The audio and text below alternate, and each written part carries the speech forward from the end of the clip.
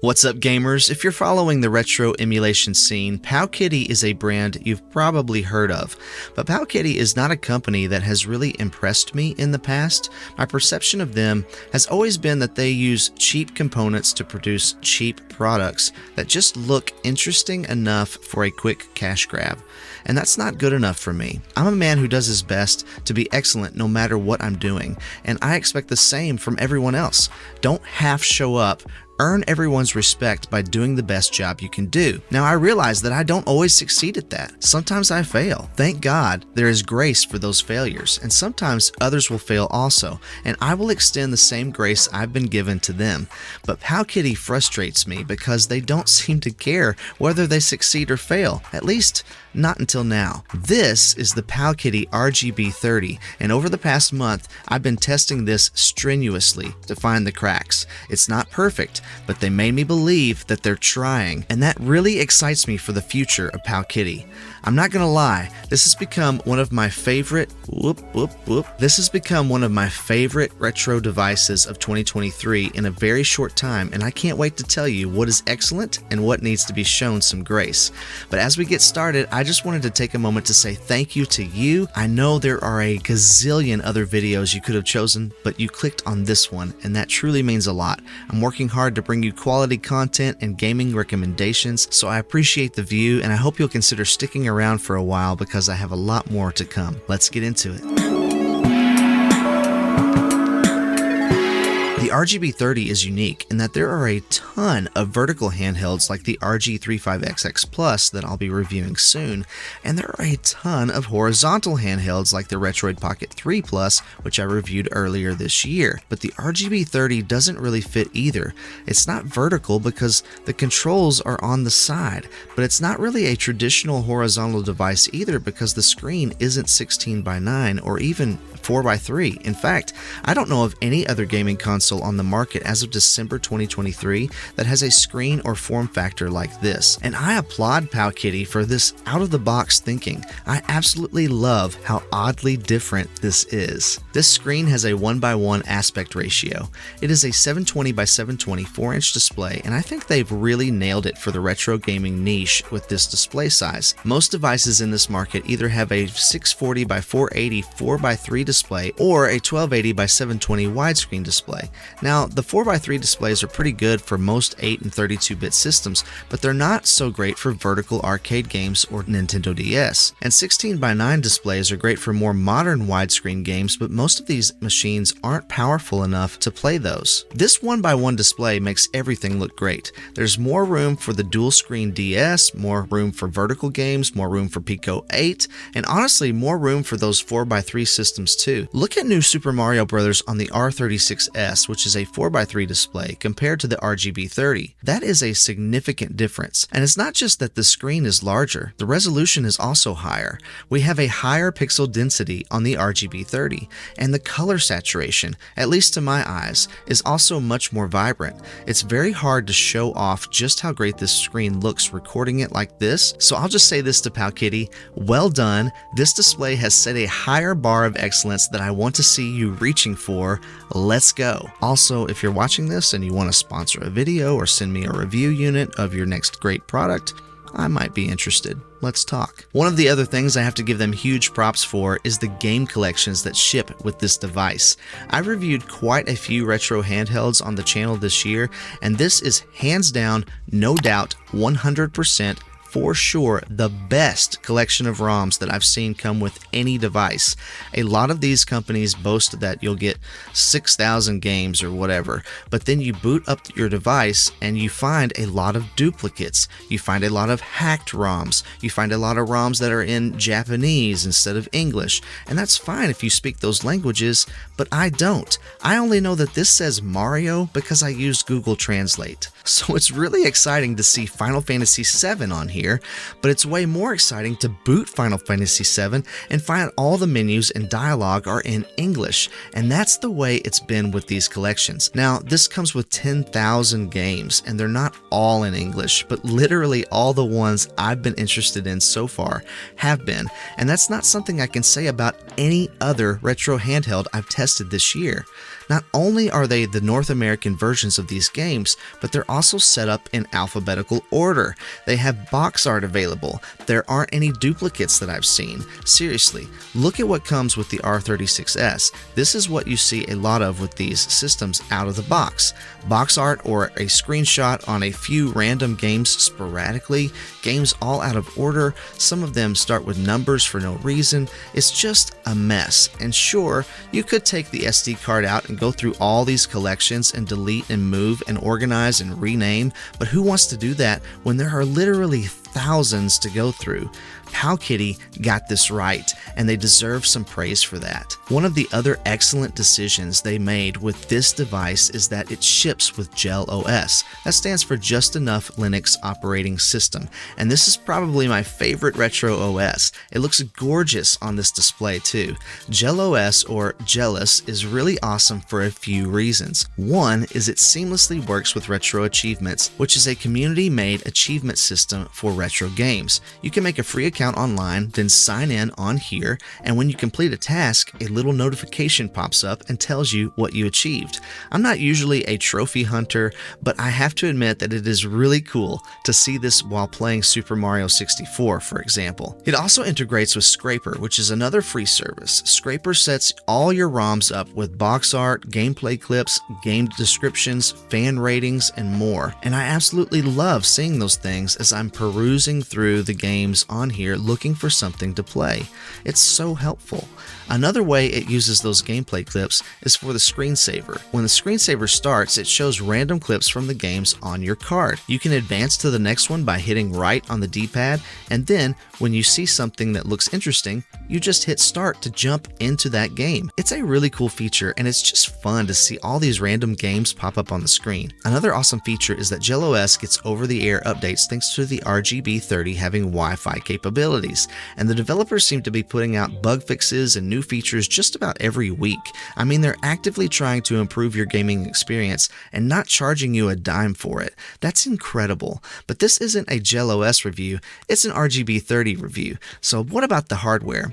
Wi-Fi is good. I don't know how fast it could potentially go, but I've been satisfied with it. I've never had any complaints about the speed. I do have one complaint about it from a software perspective. Please, Jealous team, can you add a feature where we can save networks we have connected to previously? Right now, it only remembers one network at a time, so if you leave the house and go somewhere else, you have to type in a new network password every time, and then again when you get back home. It's really tedious, and passwords are getting longer and more difficult to remember. I'll survive, but it would be so nice to be able to store at least 4 or 5 networks, especially since retro achievements don't register at all unless you're online when you earn the achievement. I've missed a lot of them because I forgot to connect to a network.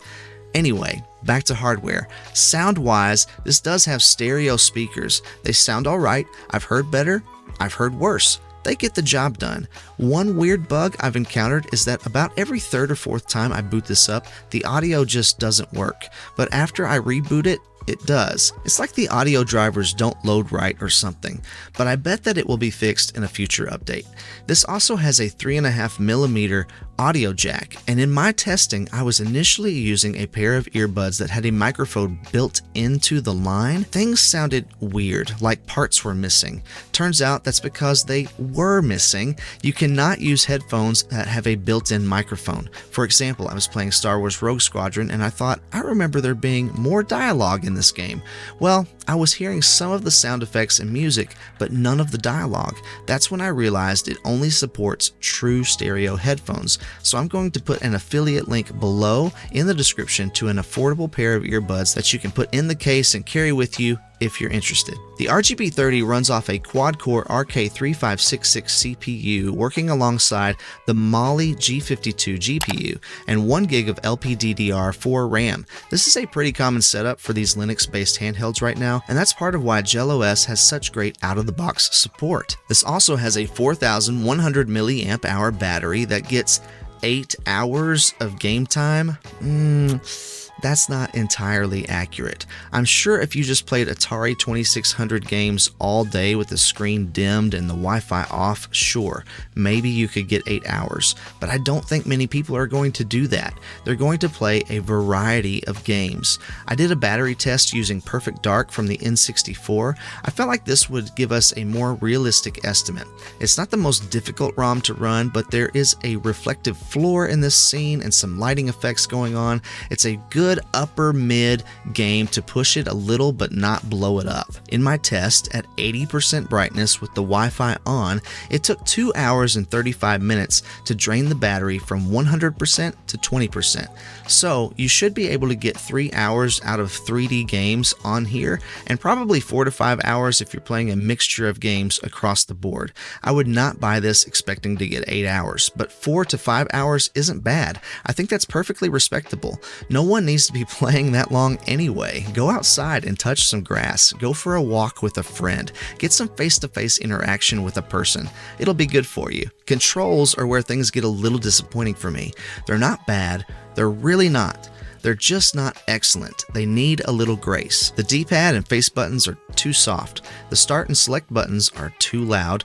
The shoulder buttons are too high, and the joysticks are too short. That's it in a nutshell. We have these Joy-Con style sticks again. In fact, they are built exactly the same. You could drop in Joy-Con sticks for a 1-to-1 replacement here. Let me know in the comments if you'd like to see a teardown video on how to do that, because I'm thinking about replacing them with Hall effect sticks anyway, since this has basically become part of my everyday carry. The D-pad and face buttons could also be improved by simply using a thicker silicone membrane, and I think I'm going to change that out too. From an ergonomic standpoint, I wish the shoulder buttons were on the back. As much as I love the 1x1 display, it makes the device tall enough that the shoulder buttons are a little awkward to use, and it would make the whole unit more comfortable to hold if they were lowered and placed on the back of the device right around here. Again, controls aren't terrible, I just know they could be better, but over time I have gotten a little more used to them, and I still really enjoy playing on this device. So it's not the end of the world,